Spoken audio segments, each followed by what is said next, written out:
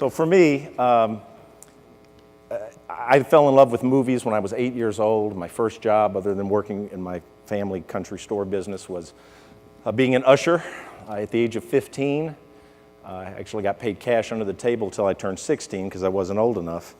And did that at a single screen theater in Murray, Kentucky. So Mr. Bartholomew, there he is. I used to kick you and your brother out of sneaking in the exits all the time. So we remember. Matt's a little younger than I am, but he didn't have much of a choice but to come to my theater that I was an usher at there. So I've worked for major companies, AMC, Cinemark, Regal, some independents. It took me 25 years in the business working for others, and then finally kind of jumping in and becoming my own boss and working twice as long as I used to. We've had our Phoenix Theaters Entertainment for now 17 years, and we're based in Knoxville, Tennessee. So the Phoenix has nothing to do with the city, but we manage theaters and we kind of bring them up from the ashes and get them rolling again. So today I'm here to talk to you about why I jumped into the trampoline business. Our core business is movie theaters, and again, I've done that my whole life. So we manage theaters for other business owners, land developers. We've done it for REITs, we do it for government agencies. If they end up with a theater that either the lease has expired or perhaps they had to kick the people out for not paying rent, they'll hire us to manage that theater as if it was our own. We also own a couple, we lease a few, and then that kind of gets us into, that we are a management company, but we also are looking for leases and are looking to build new theaters as well. If any of you watched the Super Bowl, I'm told on the TV that you weren't able to maybe see this, but at the end of the presentation, Lady Gaga was way up on the scaffolding, and they tossed her a football, and she jumped down into a foam pit.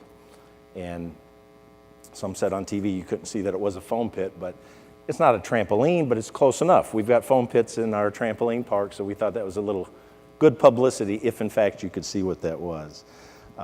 So again, theaters, trampoline parks, basically they're in the entertainment venue to get your disposable entertainment dollars. So as Ben mentioned, we manage two 18-screen theaters in Pittsburgh, and the owners had another development that they built a trampoline park for someone, and they saw the financials and they thought that was pretty good. These theaters were 22 screens back in the day, and when we took them over, we cut them down to 18, so there were 4 empty auditoriums in the building. Just dead space, couldn't lease it to anything else, it was just wasted space. So they handled all the construction, they named it, which I'm not crazy about. They did all the vetting for all the vendors. We basically were told they were going to let somebody else run it. Well, we didn't want someone else managing a business within our business. So our team did about 2 months worth of extremely deep due diligence and kind of everything to do with trampolines. So some of the other trampoline people in here, we looked at your websites, we talked to anybody that we could in the business, we visited some sites. So we came back to them with a presentation. They agreed we kind of knew what we were doing, so they hired us to manage that as well. So after getting that open, we saw those numbers and we kind of liked what they were doing, so we thought we'd take a chance and look for some sites ourselves. So all went well. The trampoline park within the theater has been open now for about 2 years, and it's a fairly small space, but it's still, it's a basic trampoline park. They did add a ninja course inside, so that adds a little bit to it. And I don't have a picture, but against my wishes, they put a big rock climbing wall in the lobby of the theater. It's a huge theater, but it's just now part of the entire price for the entire package.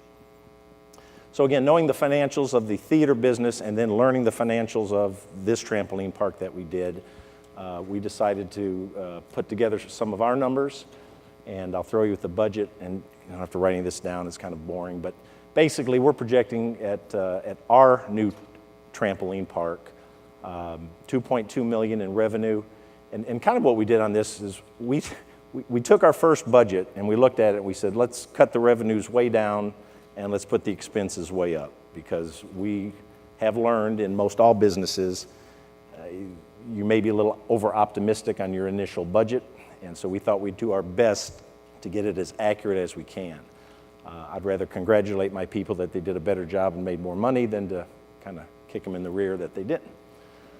So we looked at our cost of goods, fairly low. Our gross profit is there. When we factored in all of our total expenses, we went ahead and included for this purpose to show debt service to Live Oak Bank, and we appreciate the 1% loan that you gave us. Just kidding. Just kidding. And we also included our management fee. We have two companies. We have our management company and then we have our ownership company. It's the same people, but this way we are showing about a $91,000 management fee, which is kind of left-hand, right-hand thing. But with our total net income should be around $329, add the 91 in, so we should be doing a little over $400,000 for it. Let's see. It's just a breakdown of attendance. Again, we think we're going to do better than this. We're only open now 6 months, and we're right on track to doing our budget. But we hope as it grows and gets a little more mature, it'll do a little better with that. And our vending per cap, we only have one. It's a small space. We're only 17,000 square feet, and I'll tell you a little bit about that space in a moment. But the vending per cap is a little low at the quarter because it's just the power drinks and the Cokes that we sell. All right. Briefly talk about revenues. This is our line items for revenues. We have the open jump, parties and birthday parties and group rentals. Teen night on Saturday night is doing very well for us. The food sales are part of the birthday parties. We break that off. We make fresh pizzas in the building, but we only use them for the birthday party. And then gift cards, ticket combos, and sock sales.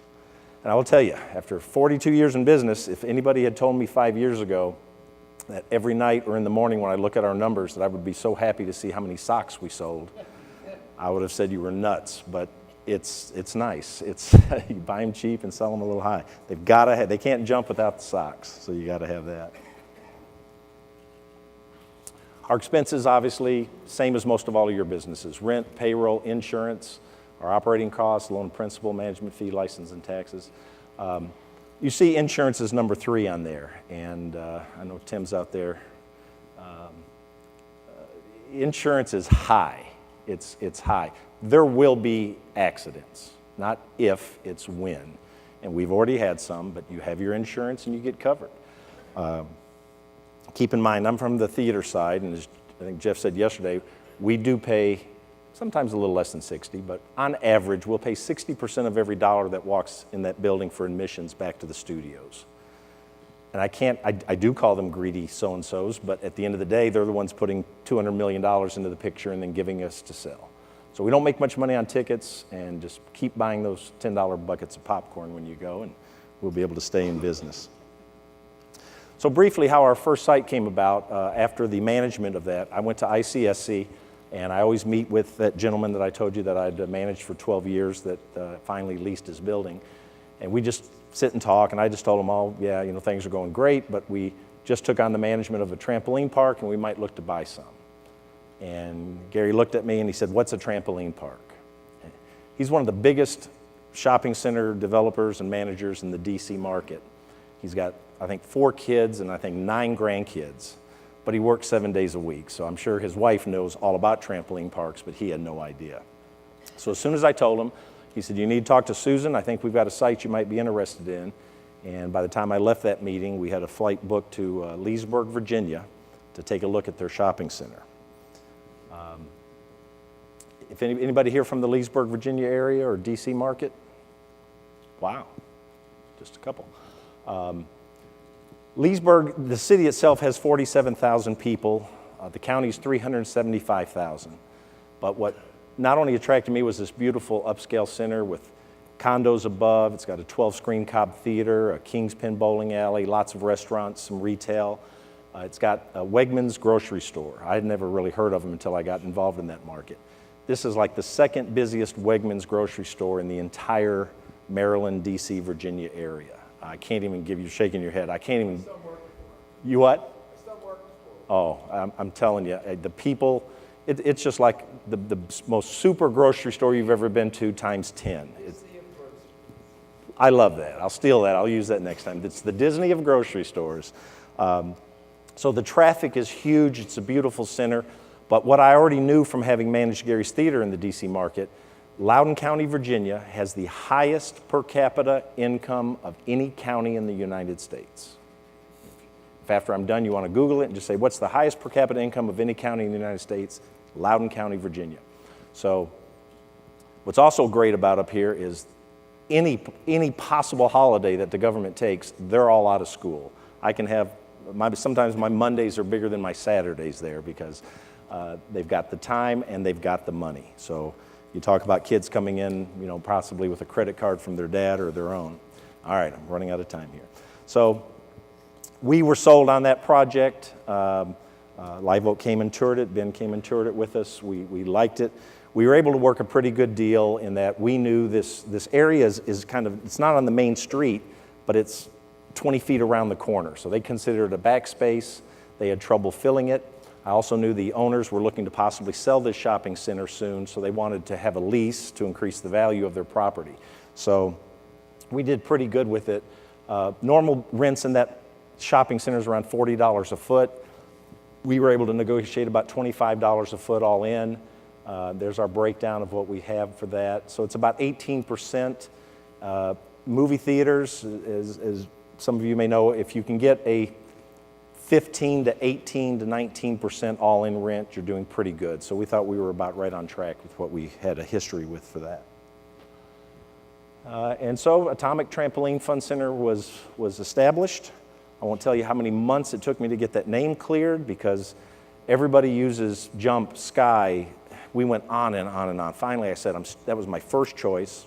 And as I told George last night, we're clear. It's already registered, but the Atomic Bar in downtown Vegas is one of my favorite bars in the country. So I stole the name. I borrowed the name. I used a similar name that they had. But I went there a few weeks ago, and I even told them, I showed them pictures of our trampoline park. I said, it's in your honor that we did that. All right, so this is where we started. It was actually part of the building was a little dance studio, and the rest, that's a very dark picture, but that's what that building was. It was dark. It was just the metal top. It was just gutted out to nothing. And as construction went along, we hired a good architect in the area and a construction team. It wasn't a big project. And we kind of got it finished and developed, and that's not Lady Gaga, but somebody's jumping in our foam pit there.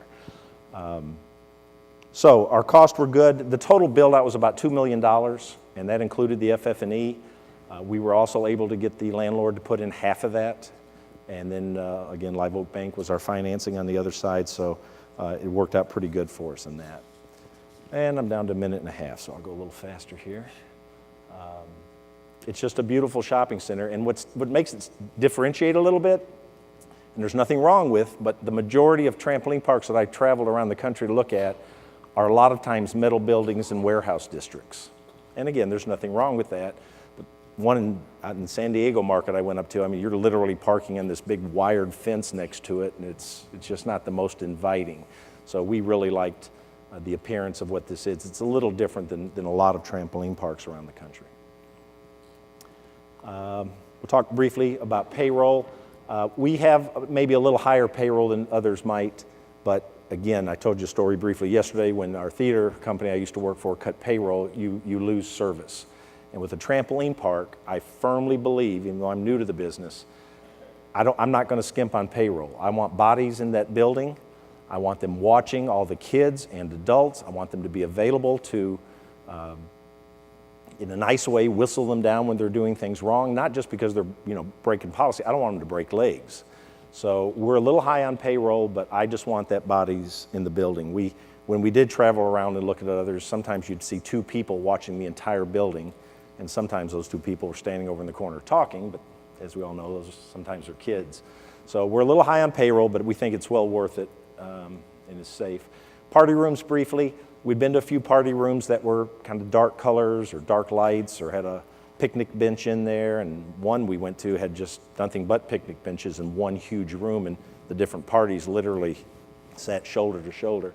So because I've got 10 grandkids and I'm used to a lot of birthday parties in a year, we wanted something bright, colorful, just from the tile on the floor to the colors. This one has a soundproof accordion wall that can separate it. We have 5 party rooms. Even though we only have 17,000 feet, we knew parties were going to be a big part of our revenues. So we did 5 birthday parties, and I think we've had as many as 23 in one day so far in just our short history there. So we can do 20 to 25 people each, and that big one we can do up to 60 people for any type of an event. And we're right on track. We're going to do, again, about $300,000 in birthday parties this first year, and hopefully that just continues to grow and grow.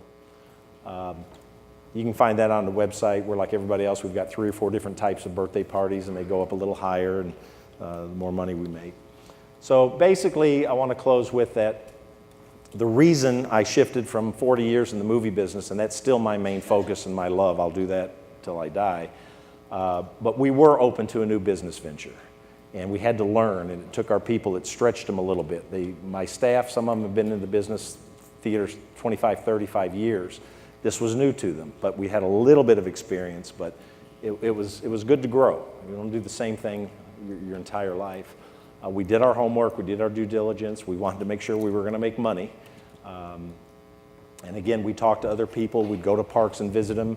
Ben had a lot of relationships that he connected me with people that we talked about. And then again, we weren't afraid to take a loan. It wasn't a big loan, it wasn't $4 million, it wasn't what a theater would run $7 to $8 million for an average size theater, but it was still enough. And anytime I consider taking a loan, I go to my wife first and I say, are you willing to risk your house, your retirement house for this? And if she says yes, we proceed. If she says no, I stop. So luckily she said yes to this one. So I hope you enjoyed that. Thanks.